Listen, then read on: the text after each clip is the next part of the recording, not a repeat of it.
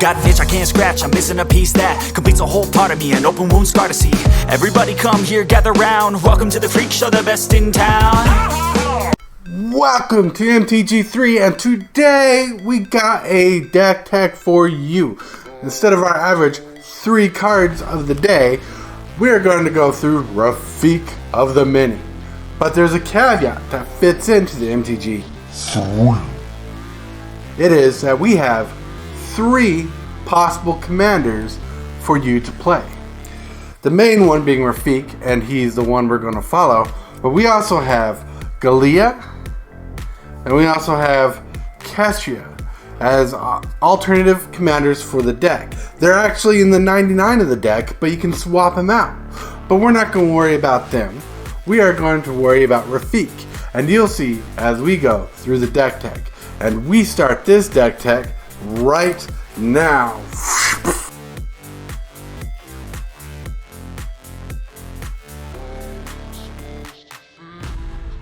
So, basically how this deck works, and what your main goal is you're going to cast a creature turn 1 or 2, like Noble Hierarch here. Noble Hierarch has Exalted, so if this creature were to attack, that 0 will become a 1. So if she attacks, she'll be a 1/1 attacker. But the turn after, or if you have the mana right away, you're going to cast a card like Bone Splitter. And Bone Splitter is going to equip to Noble Hierarch as soon as you can. Then you're going to attack right away, because you want that damage to go through. So that will be Exalted 1, 2, 3. 3 points of damage. And it's minimal, but you'll see why it's important. Then the turn after, we untap. Then we cast an aura like One with the Wind. Attach it. Then you're going to take Noble Hierarch and you're going to attack with Noble Hierarch.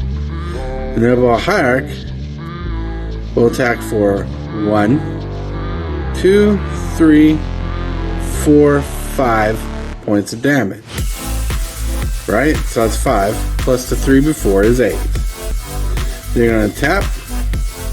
Then the next turn you're going to cast your Commander of Fable. Right? Then with that, you're going to attack with Noble Hierarch right away. Attacking for 1, 2, 3, 4, 5, 6. 6 points of damage. Plus his double strike, 12. 12 points of damage. And from here on out, you're just going to try to beef this up by turn 6 to win the game. As you can see, this deck is uber aggressive. Crazy aggressive. And that's the point. You have to push that early game damage through very fast to win by turn 6. And sometimes you have to wait till turn 7. But as you see, there will be other cards to bring you back in the later game if needed.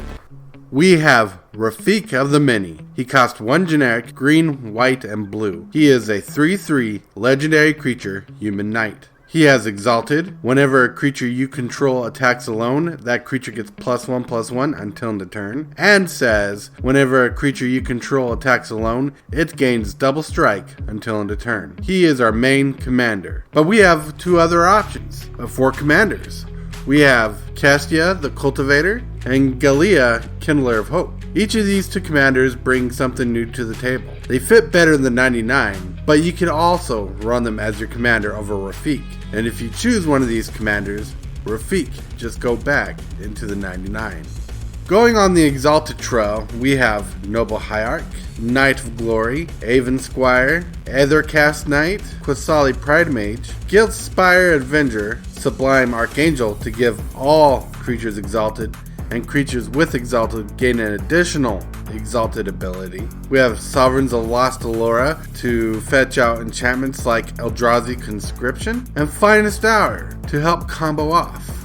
These cards are amazing and help out with the deck.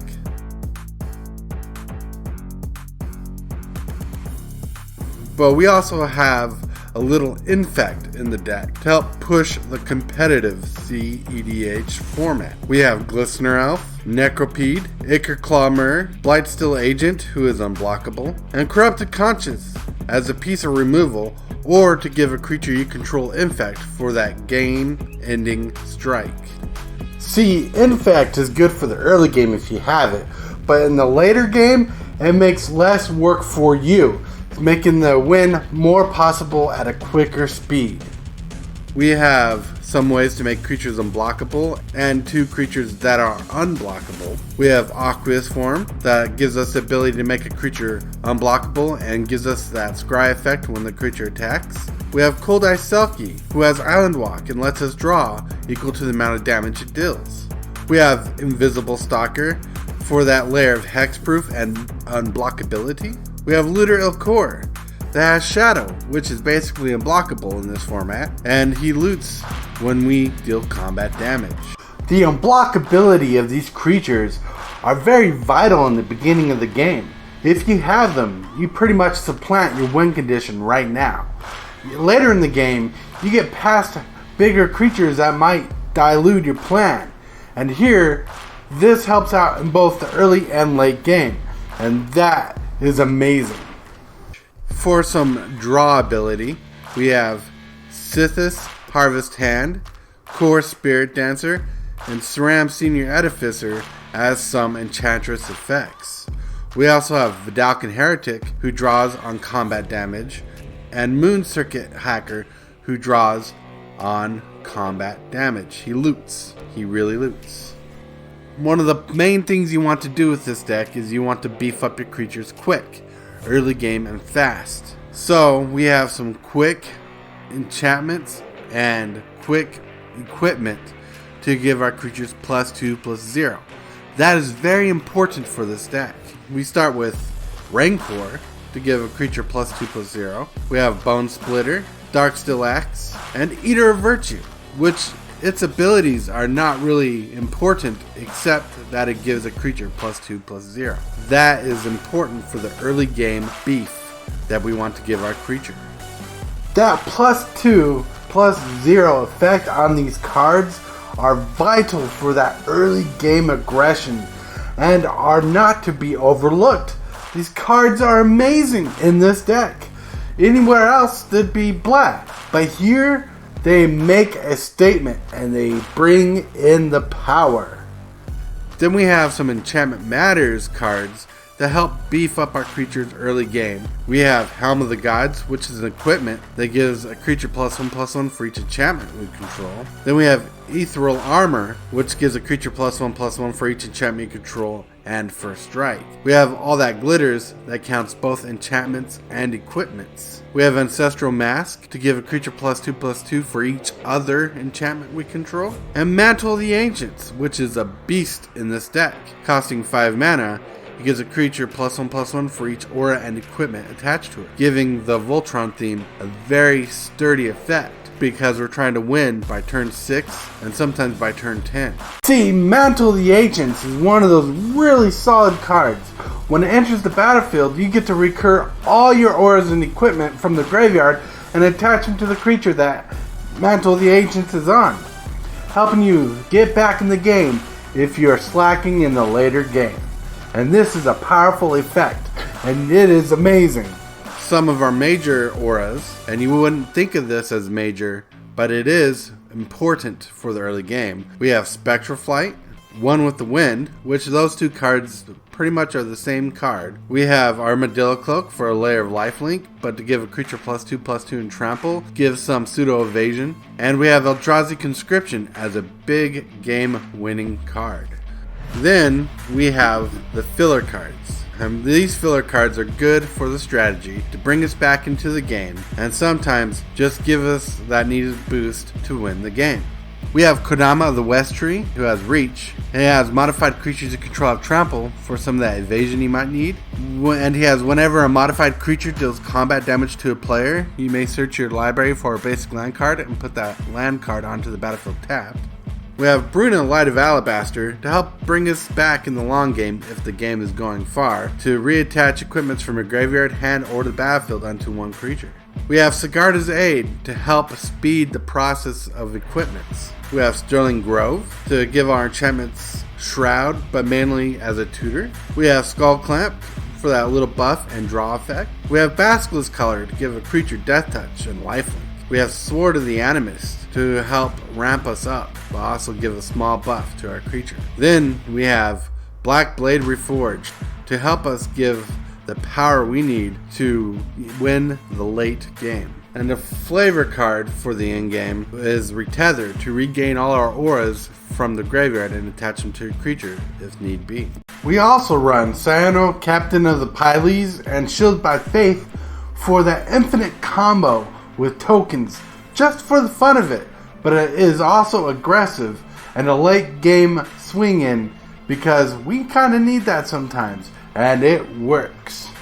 And in this deck, we have 3 points of removal. We have Path to Exile, Swords to Plowshare, and Winds of Abandon, just to exile any indestructible creature that we may run into. These cards are very important for removal, but we really don't rely on them because there's only 3 of them in the deck, because our main goal is to get a big creature out and buffed to attack for the game win at an early point in the game. Because this deck, like I said, likes to win by turn 6, sometimes by turn 10 for the late game.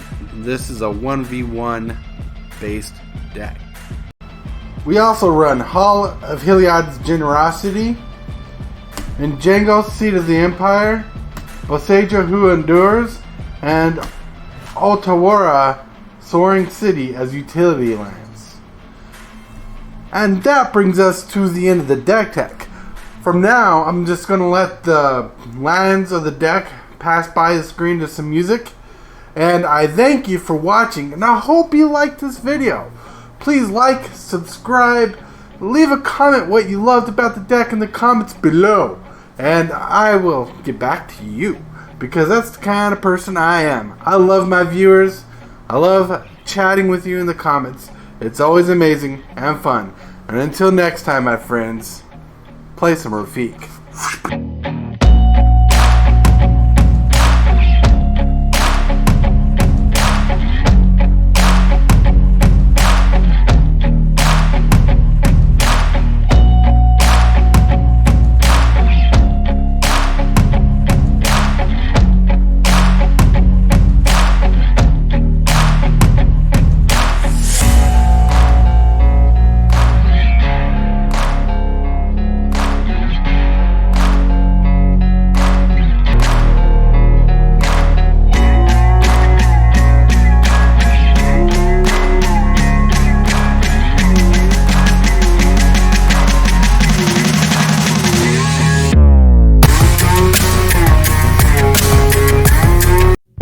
Maybe someday we could become friends.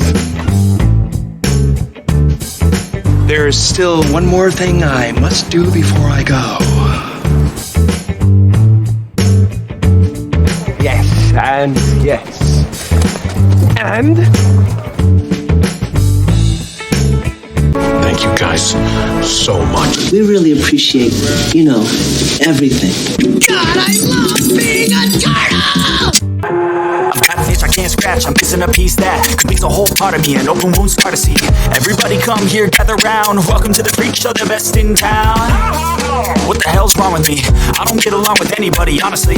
I've been living in my own head constantly, thoughts jumbled around, think I need a new lobotomy. Wait, all these thoughts are too negative, I don't wanna get lost in the sedative. Gotta show them what I got, I'm competitive. You know I'm about to go off, I won't let them win, I'll take a stab. I wanna chase the bag, I wanna